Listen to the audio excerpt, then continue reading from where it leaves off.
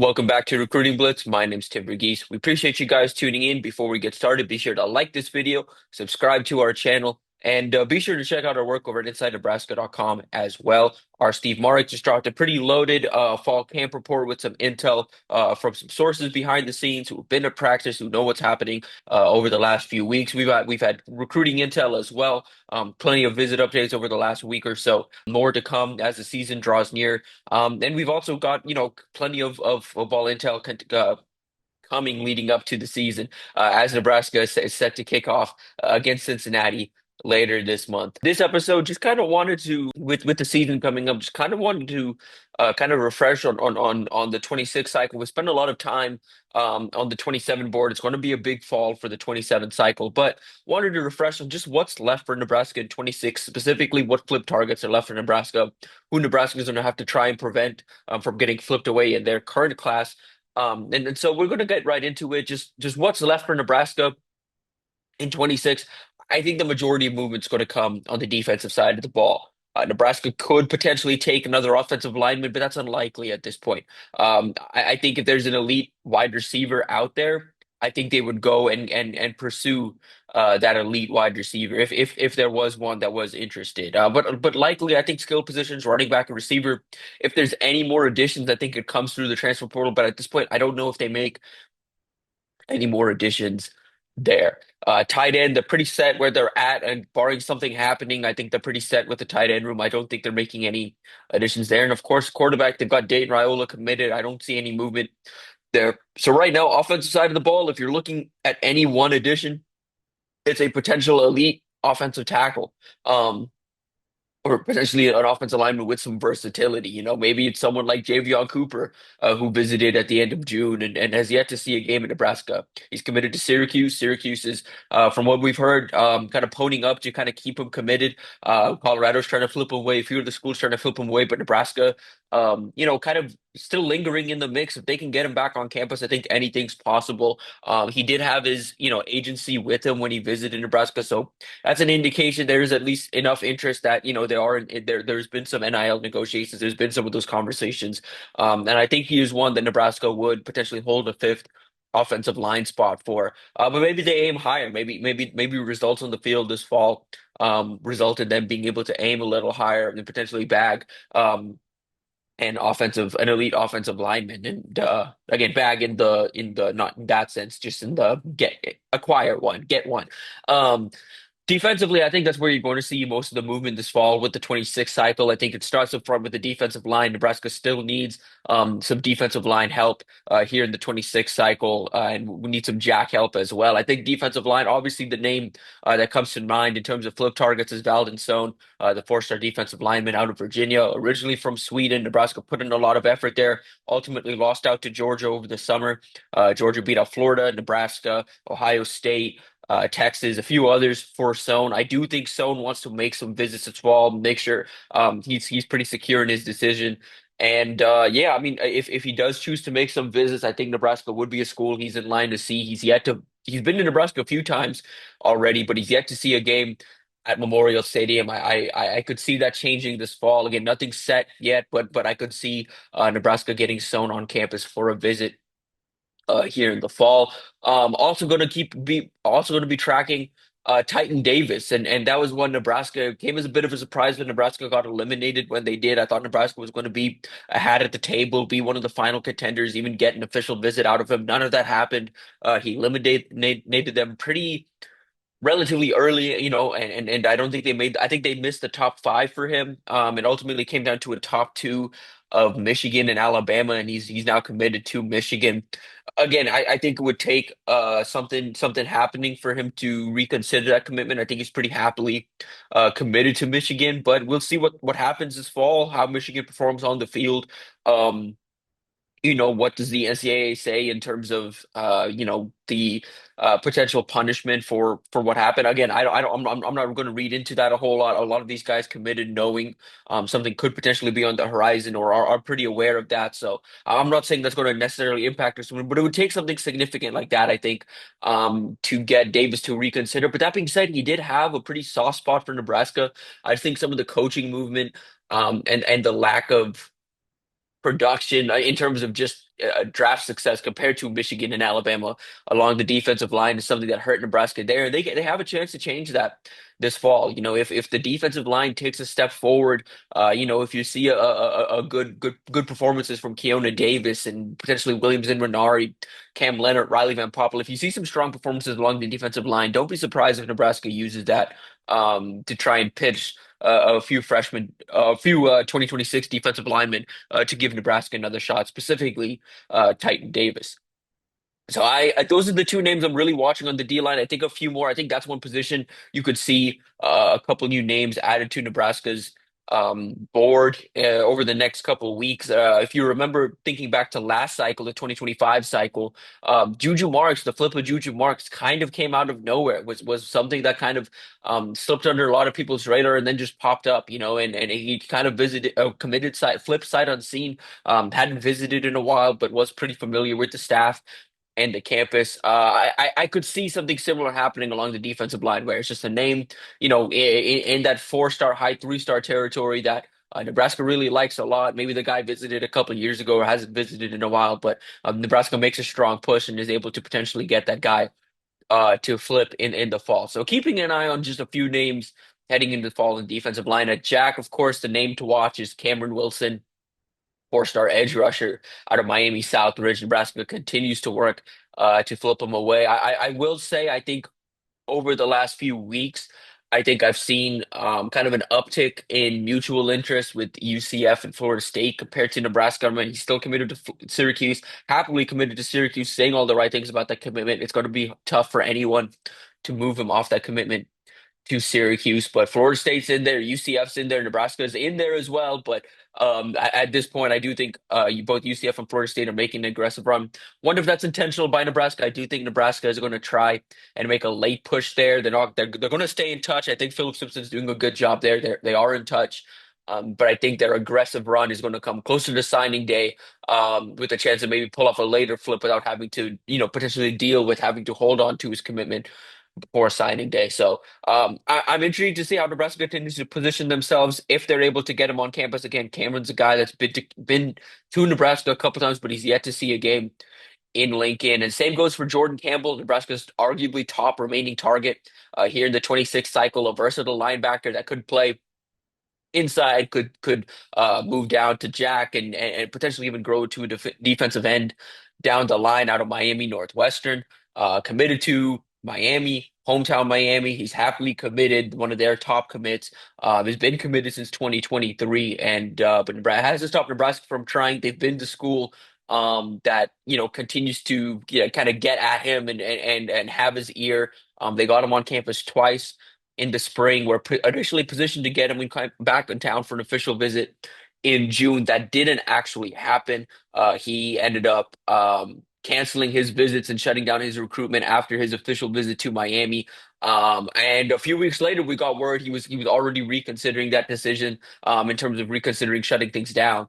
And now it is kind of out there that he is planning to make some visits, and we can report that he is planning to make some visits. I do expect Nebraska to get him back on campus for a game in the fall. I think Georgia's a school that could potentially get him on campus. Auburn's a school working to get him on campus. Florida State involved here as well. And we could see Oregon potentially getting involved. Nebraska continues to be the school, though, that people close to him, people close to this recruitment believe is the school best position to flip him away if a flip does happen.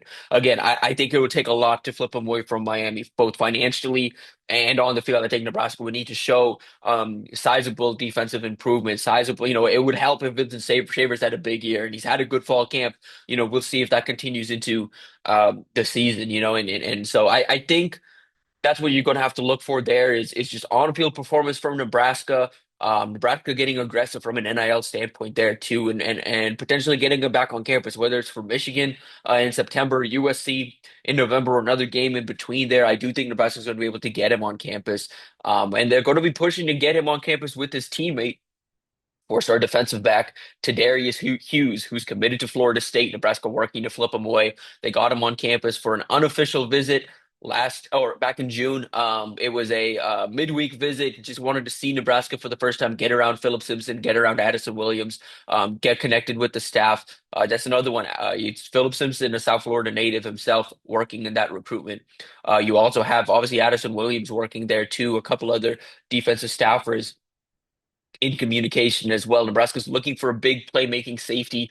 Tadarius Hughes fits that, and again, he's happily committed to Florida State. I don't. It's going to be tough for anyone to move him off that, but Syracuse is working to flip him away. Nebraska working to flip him away.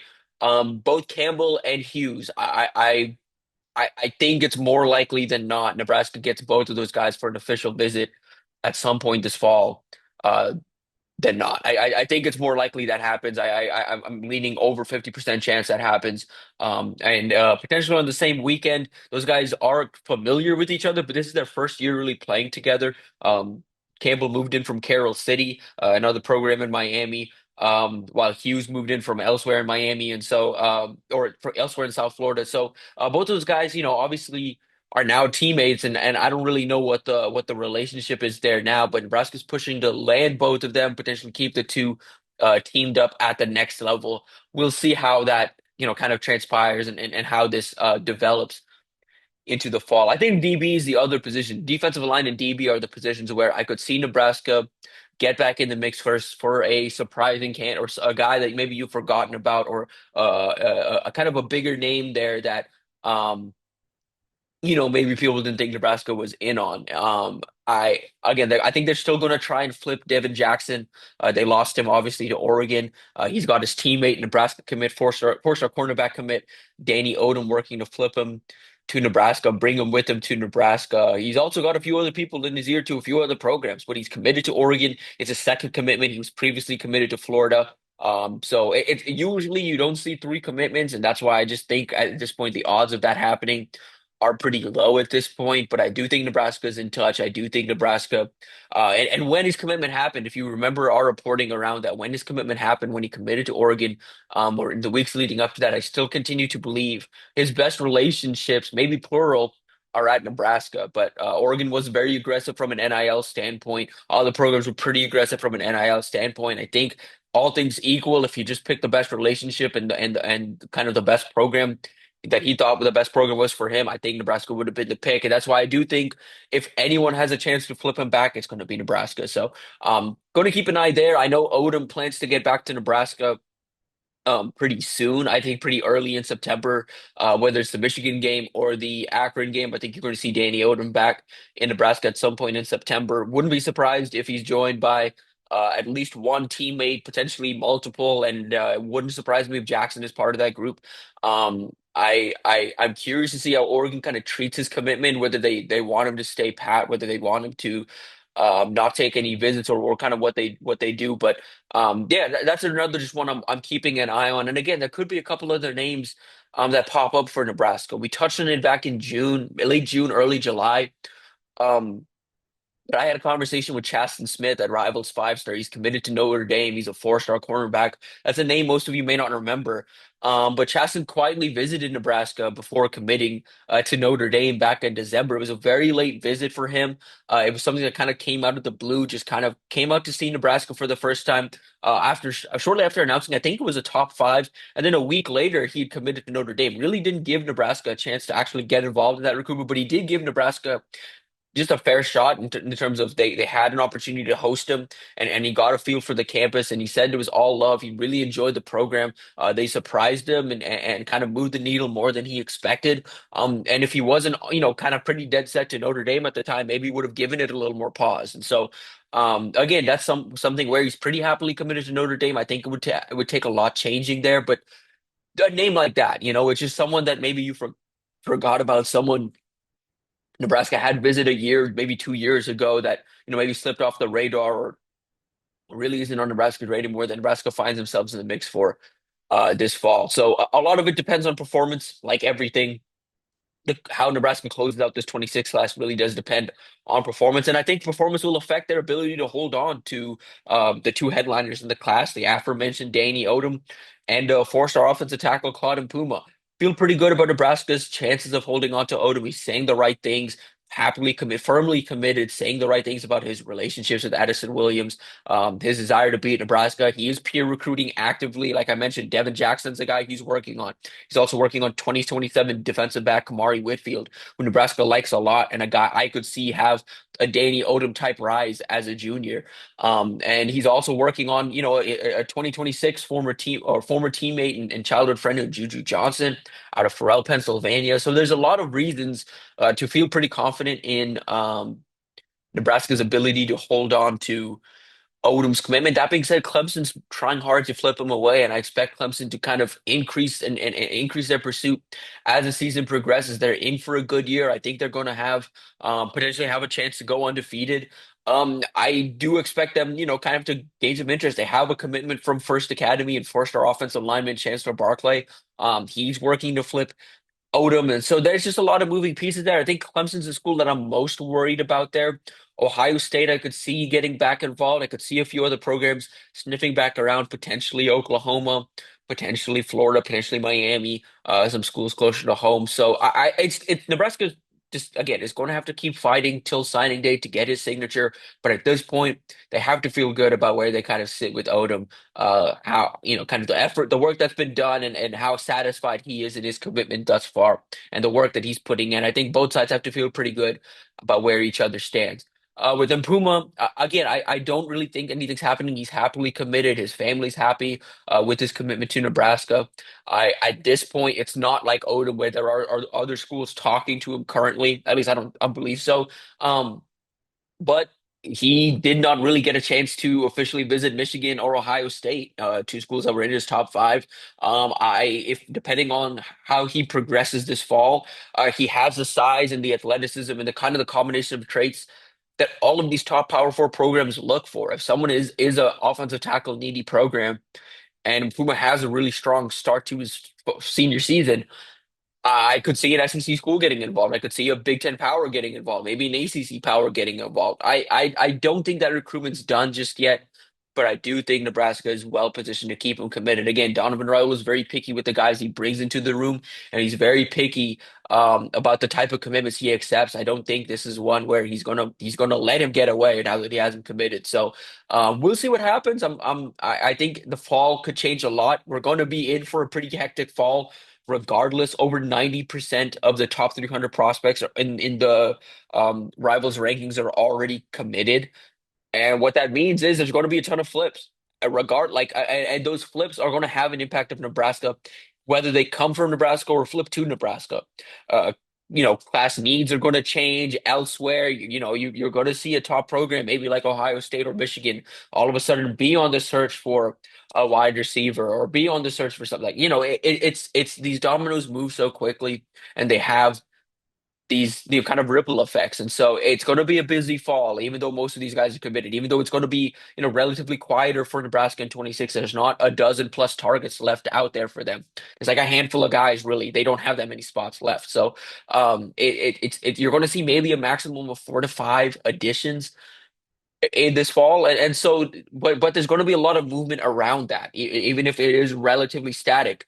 There's going to be a lot of movement around that. So again, like we'll see what happens over the next few weeks.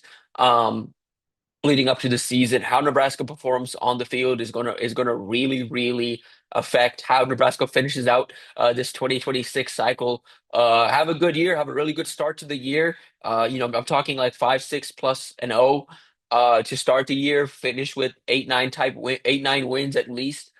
A lot's on the table. A lot, like there's a lot on the table for Nebraska if that happens. But if they slip up, if they take a step back or stay the same, you risk some losses out of this recruiting classes, some big losses in this recruiting class, and some momentum lost as well. So it's imperative Nebraska performs on the field this fall, not just for the sake of this current the program currently and the players in the building and the coaches in the building currently, before future recruiting classes for 26. And as they look to get a head start in 27, performance on the field this fall is pretty important. So that'll about do it for us this week. Appreciate you guys tuning in. We'll be back with another episode next week.